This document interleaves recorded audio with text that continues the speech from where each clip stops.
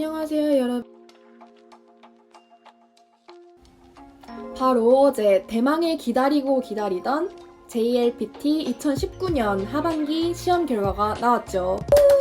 저는 정말 답답했던 게 IT 기술이 넘쳐나는 이 세상에서 2달이나 걸려서 결과를 들어야 하는지가 사실 제가 높은 점수로 합격을 한 건 아니에요. 그래도 일본어에 대해서 아무런 기초도 없던 제가 정말 딱 2달만 바짝 공부해서 엔트를 합격을 했으니까 이제 일본어를 공부하시려는 여러분들한테 저는 이런 순서로 이렇게 공부를 했어요를 말씀드리면 좀 도움이 되지 않을까 싶어서 이번 영상을 준비를 했어요. 사실 저는 고등학교 3학년 때 수능을 한창 공부해야 하는 시기에 이제 애니메이션을 주구장창 보는 오타쿠였어요. 그럼 뭐야? 일본어 개잘하는 거 아님? 이라고 생각하실 수 있겠지만 네, 전혀 아니죠. 만약에 안다고 하면 일반인 분들처럼 카와이! 오하요 모쿠와 이런 거 이런 것만 아는 수준이었어요. 이제 제가 공부를 하면서 시간 대비 가장 효율적이다라고 느꼈던 공부 방법을, 그러니까 제가 했던 방법을 공개를 할게요. 근데 이거는 다들 학원 가시거나 뭐 그냥 원래 당연한 공부 방법 같아요. 근데 저는 워낙 뭐 공부하는 거에 돈 들이는 거를 별로 좋아하지 않아서 학원도 안 다니고 혼자 공부를 하려고 하거든요. 그래서 우선 저는 이 2달 동안은 그래도 매일 최소 6시간씩은 일본어를 공부를 했어요. 우선 첫 일주일 동안은 이 책만 봤어요. 이 책을 선택한 이유는 첫 번째는 제가 서점에 가서 이것저것 찾아봤는데 이제 이 책이 가장 얇아서 저는 두꺼운 책으로 절대 공부 못해가지고요. 두 번째는 필수적이고 기초적인 문법만 정리되어 있어서 깔끔했다. 문법책이라고 해서 문법만 적혀 있는 게 아니라 여러 예시 문장이 있잖아요. 그 문장에 최대한 익숙해지려고 노력을 했어요. 그리고 이 책을 다 보고 나서는 제가 어떻게 공부를 했냐면 하루에 6시간을 공부했는데 이제 6시간 중에서 2시간은 JLPT 홈페이지에 올라와 있는 모의고사가 있어요. 이 모의고사를 N2부터 무작정 다운받고 여기에서 모르는 단어를 찾고 정리를 했어요. 이런 식으로 모르는 단어가 있으면 다 찾았어요. 그리고 옆에는 해석을, 그리고 1시간은 이 모르는 단어를 외웠어요. 그리고 1시간은 이제 그 모의고사를 통해서 N2의 단어를 공부를 하고 있으니까 이제 그 밑에 단계인 N3부터 N5까지의 단어를 단어장을 사가지고 공부를 했어요. 이 책인데요.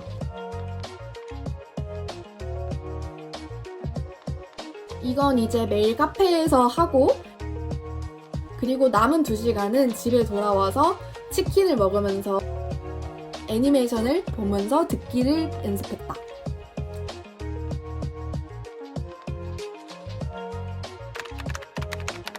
홈페이지에 올라와 있는 모의고사가 2개 정도밖에 없어서 이 2개만 풀고 가기에는 문제가 너무 적다고 생각해서 저는 N3의 모의고사도 출력해서 풀어봤어요. 이렇게.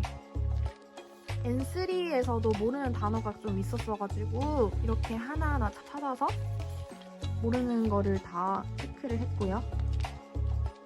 N4랑 N5는 그래도 어느 정도 공부를 하니까 좀 쉽다고 느껴져서 N3까지만 공부를 했었고 듣기 같은 경우에는 N1까지 같이 프린트를 해서 공부를 했어요. N1도 가볍게 그냥 풀었던 것 같아요. 그렇게 해서 N2 거 2편이랑 N3 2편 그리고 N1 듣기만 2편 해서 총 모의고사만 치면 4개죠? 풀고 갔습니다. 사실 기초를 먼저 다지고 어려운 걸 하는 게 맞다고 생각하는 분도 계실 텐데 제가 N2 단어를 6시간 중에 가장 먼저 공부를 했던 이유는 N2에도 N3부터 N5까지의 기초적인 단어들이 같이 나오기 때문에 먼저 가장 어려운 N2를 보고 그 다음에 아까 말씀드린 N3부터 N5까지의 단어장을 외우면 좀 더 빨리 그 단어장을 전부 볼 수 있게 된다는 거. 그리고 6시간 중에 마지막에 애니메이션을 보면서 듣기를 공부했던 이유는 앞에 4시간 동안 공부했던 단어랑 문법이 있잖아요. 직접 들을 수 있으니까 반복적으로 그것들을 접함으로 인해서 결국엔 기억에 남게 할 수 있는 거. 그래서 저는 이 순서대로 공부를 했어요. 기초를 다지기 위해서 기초 문법책을 사서 그 언어에 익숙해지고 그 다음에 단어를 모조리 싹 외우고 그 다음에 애니메이션이나 뭐 드라마도 괜찮아요. 이것들을 통해서 듣기 연습만 하는 게 아니라 지금 내가 공부하고 있는 단어랑 문법을 같이 복습을 할 수 있다는 거. 네. 하나 함정이 있는 게 그 애니메이션을 선택을 잘 하셔야 되거든요. 저는 스포츠물을 좋아해서 이때 당시에 하이큐가 또 갑자기 보고 싶어져가지고 하이큐 전 시즌을 보면서 공부를 했거든요. 물론 제가 그때는 열심히 또 공부하고 있으니까 자막 없이 들어도 어쨌든 조금씩 들리고 있는 상태였는데 그 막 하이큐에 자주 나오는 단어는 스기와 보쿠가 카츠 마케나이 우시로 이런 단어들만 자주 나오니까 저는 이거밖에 기억이 안 남더라고요. 애니메이션만 보고 공부를 하시는 거는 추천드립니다.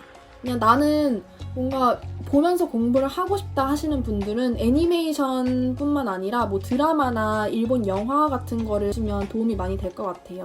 그거는 이제 실생활 용어가 많이 나와서 제가 후회를 했던 게 저는 돈을 들이기 싫어서 JLPT 홈페이지에 올라와 있는 모의고사만 출력해가지고 그것만 이제 보고 풀고 시험장에 들어갔었는데 시중에 나와 있는 모의고사도 많이 풀어보셨으면 좋겠어요. 왜냐면 제가 이 시험날에 봤던 듣기의 문제가 그 JLPT 홈페이지에 올라와 있는 모의고사의 유형이랑 좀 많이 달랐었던 걸로 기억을 해요. 그래서 제가 굉장히 당황을 했고 저처럼 돈 아낀다고 모의고사 책 안 사지 말고 사셔서 최대한 많은 유형을 보시면 저처럼 시험 볼 때 당황하지는 않으실 것 같아서 이거는 참고로 말씀드리고 싶었어요. 저는 학원을 안 다녀서 그런지 누군가 조언을 해주는 사람이 없어서 제가 그냥 스스로 깨달은 건데 그 JLPT 시험을 볼 때 3가지 영역으로 나눠서 보잖아요. 첫 번째는 언어 지식, 그리고 두 번째는 독해, 세 번째는 청해이거든요. 근데 이 청해는 뭐 따로 시험 시간이 주어져서 괜찮은데 언어 지식이랑 독해는 같이 시험을 봐요. 저는 당시에 독해에 자신이 있다 보니까 난 그럼 독해로 총점을 따내야겠다 하고 독해부터 풀었거든요. 언어 지식은 나중에 풀어야겠다. 어차피 풀어도 틀릴 것 같으니까. 그렇게 해서 독해만 주구장창 풀다가 갑자기 문득 딱 생각이 든 거예요. 언어 지식에서도 19점 이상 받았어야 됐지? 다시 언어 지식 부분으로 돌아가서 막 빨리 풀기 시작했어요. 시간이 얼마 안 남았었기 때문에 자신이 시험 시간 내에 문제를 다 풀지 못할 것 같다 하시는 분들은 언어 지식이랑 독해 문제들을 각각 몇 문제 이상씩은 꼭 풀기를 추천을 드려요. 어쨌든 합격은 해야 되는 거니까. 웬만하면 각각 반 이상씩 풀으면 좋으실 것 같아요. 그래도 자기가 풀었던 것이 틀릴 수도 있으니까.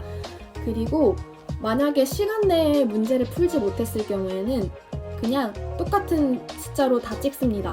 이러면 하나라도 더 맞을 거예요.